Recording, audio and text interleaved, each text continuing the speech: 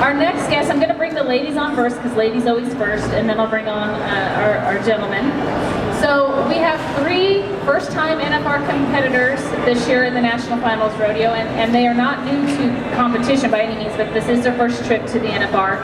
And I'm excited to welcome on because I believe that everybody should be noticed for their accomplishments and their strides to get here. So the first I want to bring to the stage is, she came in 7th currently in the barrel racing, and I'm going to bring her to stage. She's from our home state of Washington, and that is Miss Pamela Cabral.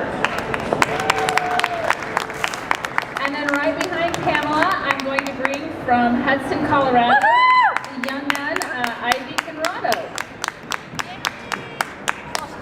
Welcome, ladies. Welcome. I'll have you scooch in right behind here with our lovely chairs, because I'm going to leave the outside for Mr. Longlegs. And I'm recording right now. Sorry. I am bringing to the stage, he is from our circuit up in Washington and Oregon.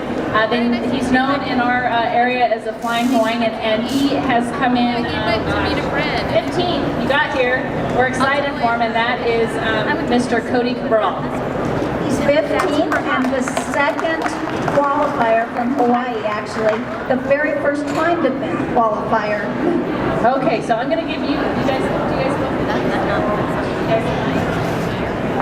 And I think we might need one more. Actually, we'll just share. We're good.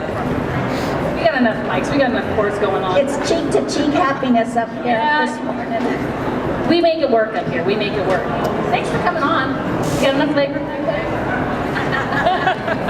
Well, so this is why we're leaving Mr. Cory on stage with us, because he's all about the timed events. So he gets what goes into being here with horses and runs and all that. So I'm just going to start with Pamela.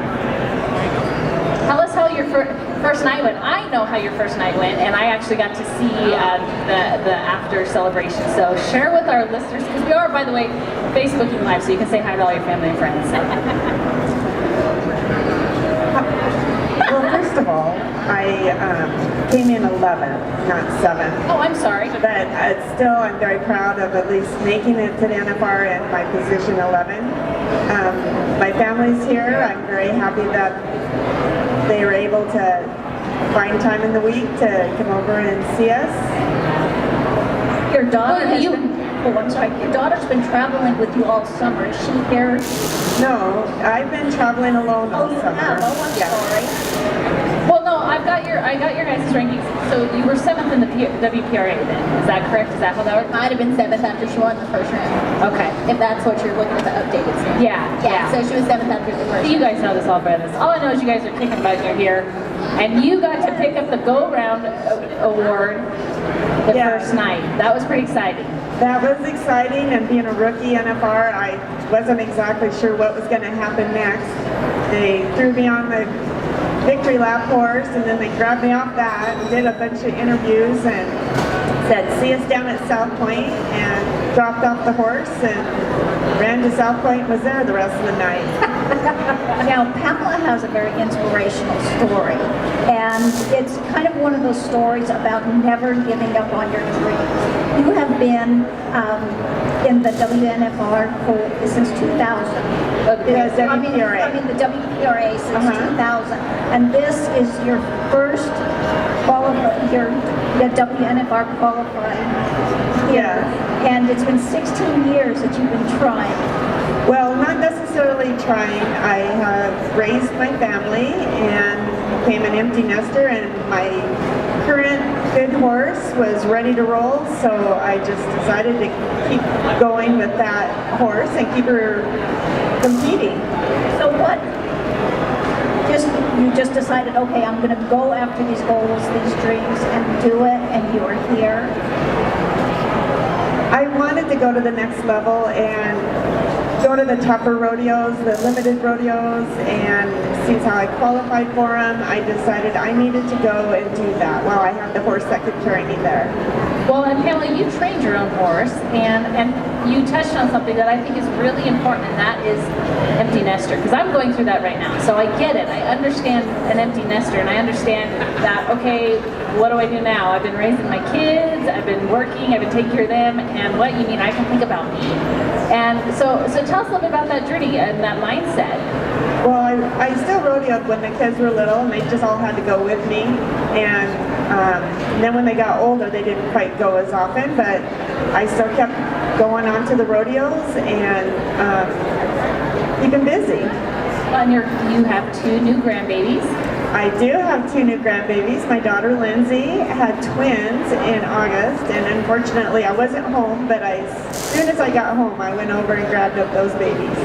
Well, and one other thing before we move on, I wanted to share with you about Pamela. Is when I called Pamela and talked to her, she was actually in Arizona. And it was funny because we were having a conversation, because if anyone has been to Washington, our seasons, we get all 4 seasons for the most part. All 4, all the time.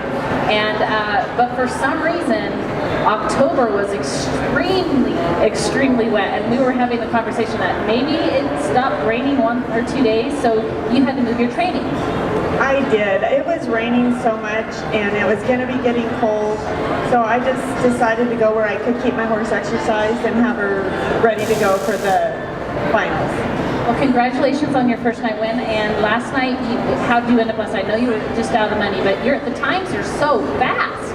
Yeah, they got faster last night. I was happy with my run. She still went in there and did a good job. We just weren't quite as fast.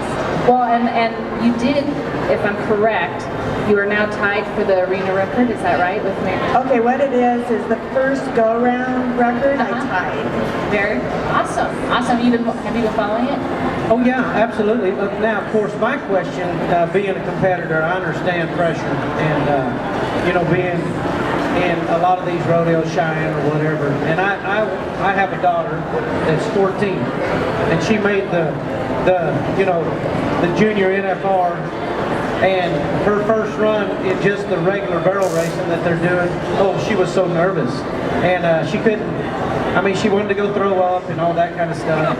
And so my question for you guys being at the national finals and even the first year is, how do you deal with that pressure?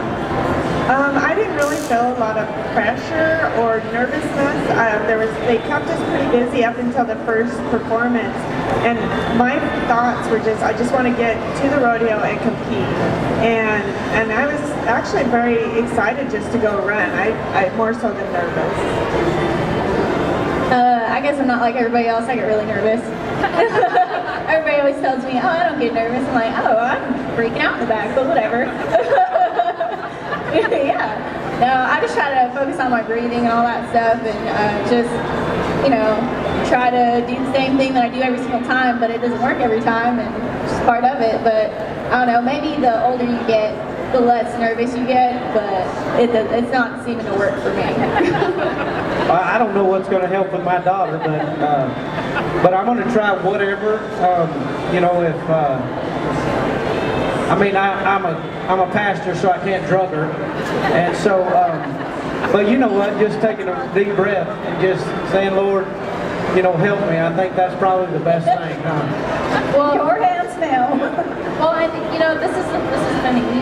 I always, Becky and I, the 3 years that we've been here, we like to bring the newbies to the stage, because we know that it's your first, you're here, and you're going to come back again. All of a sudden, your schedules get super full. I know, Cody, we talked, and you're like, yeah, you can't even really book anything because you guys are so busy. So, how has it been for you guys? Ivy, I know, for instance, your horse won Barrel Race Horse of the Year, HHA. I always get this wrong, WPRA Horse of the Year. So, you got to pick that up. Or you guys had some fun events going on. You guys had the back number party. So, share with us, and Cody, you don't get to be shy. You have to pop in here. Cody gets to go first. Yeah, Cody, tell us what it's been like since you've gotten here, as far as, and I call it the fanfare, because they really are the stars. So what's it been like? For me, it's mostly just been, it seems like everything is really fast. You kind of get here, you have your schedule set up for the most part. You get here and you're not sure what's going on, you get there and you see it, and it's just done. I mean, it will happen, yeah. So that's kind of how I felt about most things. It's just getting to that place on time, and on the next one, and it's just been fast.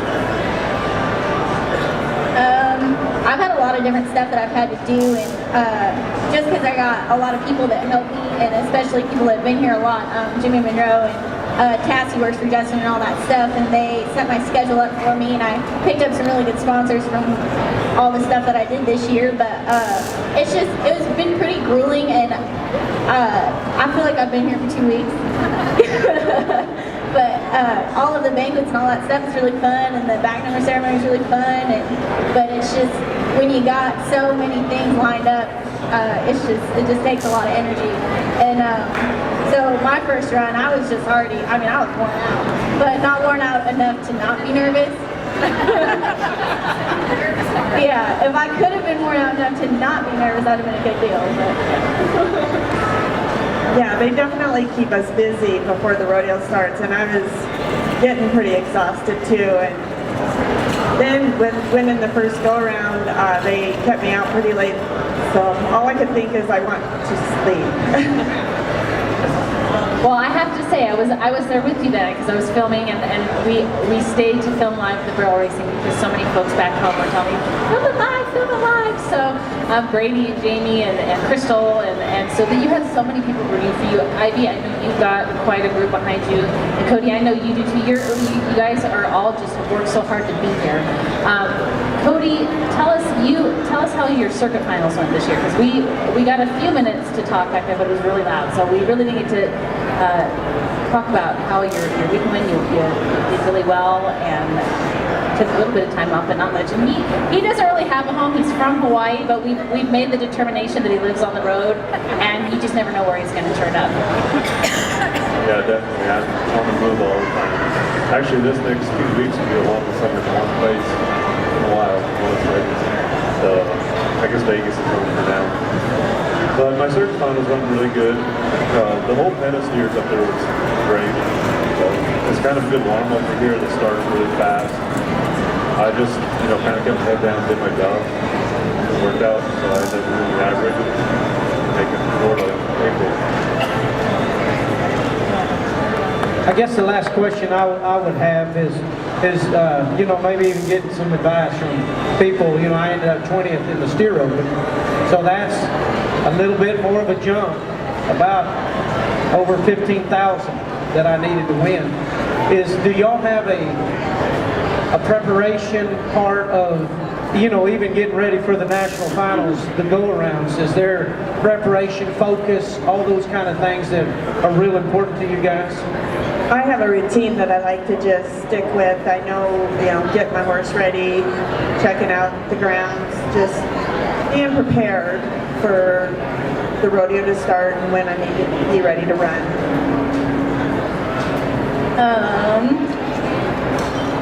I really like, and I know a lot of people don't, but I really like reading the mental books where it helps you with the preparation for you competing. I really like what's the name of the book? I was listening to it while I drive. I'll think of it here in a minute, but I really like to listen to those. I like to listen to the inspirational videos and all that stuff. I'm into that kind of stuff. I know that other people aren't into that, and they just do whatever, but it pumps you up. It pumps me up, and it makes me still like what I'm doing, even though it's really stressful. And I'm the type of person, I have to win to go. If I don't win, then I don't have gas money, so it's just part of it. But that puts a little more pressure on there. But as long as you can just keep yourself focused, and you got to find, everybody's different, so if you can find a way to do that, then that's what you do. Yeah, you probably listen to Rocky music or something, don't you? Well, I don't do very much reading, but I'll listen to a lot of YouTube videos, sports motivation, basically mental motivation. I'll just YouTube everything, and I'll listen to those quite often. And this week, I kind of listened to that in the morning, maybe, you know, when I'm in the room getting ready, and then when I'm on the road to the rodeo, then I get it cranked up something to get the blood. Yeah, flowing. because you know, you watch Fred Whitfield, and he slaps himself in the I face love like a bull rider. Do y'all do that? I mean, I want to, you but I want know to? people look at me. That might hurt, yeah. It just depends on if I'm feeling wimpy or not. And they're like, hit me, somebody hit me. So, yeah. Hit me out. Me in the butt. It's power. I gotta slap myself in the face before I run my horse. She's, oh my god. Now, Ivy, you were an Olympic junior volleyball champion, what, 3 times? 4. 4 times. ma'am. Now, is Now, this don't leave out that fourth one. no, The big deal. well, is this a lot different than volleyball, the preparation, all of that? I mean, that's pretty big. Yeah, it was. Yeah, it's different. The good thing is that for the most part, this is more in my control because you're not having to deal with teammates. But you know, my teammate is an animal, so it makes it a little harder. But it helped me a lot. I played for some really good coaches, an offensive coach for the Olympic team, a couple of Division I college coaches, and all that stuff. And you know, they were very, very particular in what we did at practice, and we had log books and all of that stuff, and I had practice every day except for Wednesday from the time I was 13 till I was 17. I mean, I didn't know how to go out, I didn't know how to talk to people, I didn't know how to dress. I went to a charter school and had a uniform at practice every day. Wow. And so when I got thrown into the public school system, I wore sweatpants and hoodie to school, and everybody looked at me like I was crazy, but I didn't know any different. And so that's just kind of how I grew up. But definitely the driving and all that is way different. Being here for this duration of time, that feels more like a tournament style to me.